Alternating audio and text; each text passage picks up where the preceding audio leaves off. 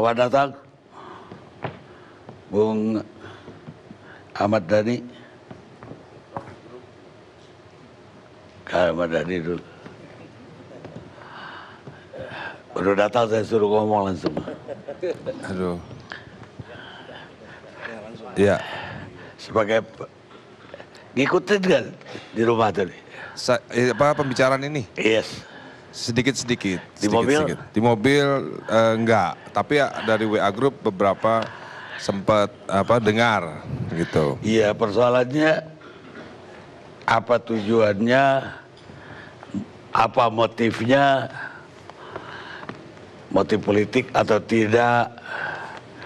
Kemudian ya sampai ke tadi debatnya sampai ke anggarannya ini dari mana. Ya.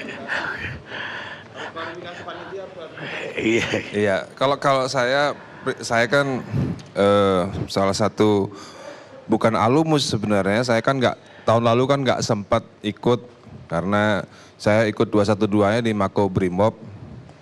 Jadi nggak ikut merasakan.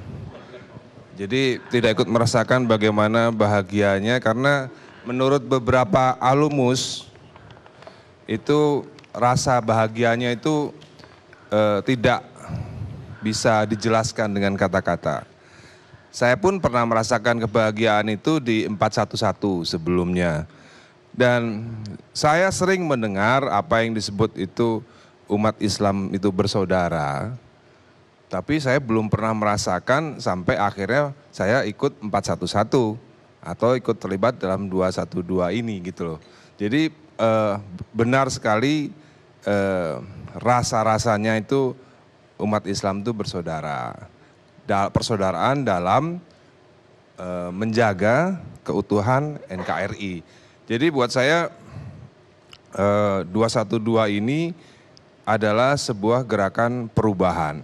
Sering kita dengar yang tidak ada yang pasti di dunia ini kecuali perubahan.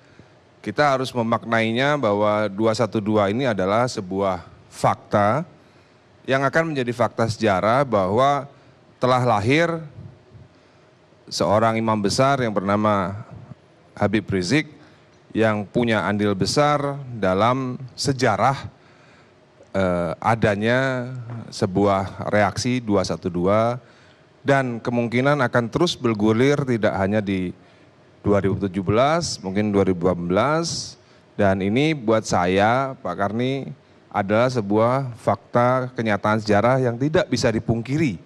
Bahwa dulu misalnya tahun 1945 adalah Hadratus Syekh Kiai Hasyim Asy'ari yang namanya harum sampai sekarang karena 10 November, sebuah gerakan juga. Dan sekarang kita nggak bisa memungkiri ada sebuah gerakan yang besar juga. Bahkan gerakan ini mendunia yang disebut gerakan 212, aksi 212, itu dunia mengakui. Jadi itu sebuah fakta sejarah yang kita tidak bisa nihilkan begitu saja peran dari Imam Besar 212, Habib Rizik, bahwa gerakan ini adalah gerakan yang sudah terlanjur menjadi besar. Mau menjadi politik atau tidak politik itu udah nggak terlalu penting lagi gitu, karena apapun sudah terjadi 212, ada pro dan kontra itu wajar saja. Kita harus memaknainya juga dengan santai-santai saja. Yang jelas saya yang ada hadir kemarin di 2017, 212 2017, saya ikut merasakan yang namanya kebahagiaan itu. Dan kebahagiaan itu dirasakan semua oleh orang-orang yang datang di Monas itu. Mereka pasti akan ingin kembali lagi di tahun depan. Karena ada rasa kebahagiaan itu, ya mungkin tidak bisa dibandingkan dengan haji atau umroh ya.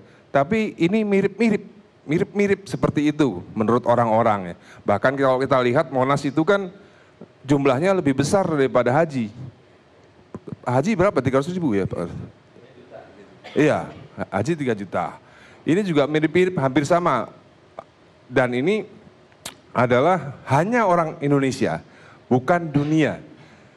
disitulah hebatnya 212 dan menurut saya ini adalah sebuah fakta sejarah yang harus kita terima dengan sukacita, juga dengan lapang dada untuk mereka-mereka yang tidak bisa membuat sebuah aksi massa sebesar itu. Terima aja dengan lapang dada, nggak perlu dinyinyirin, juga nggak perlu dianggap politik. Kalaupun dianggap politik juga nggak ada masalah, karena toh juga tidak melanggar undang-undang, juga tidak melanggar konstitusi.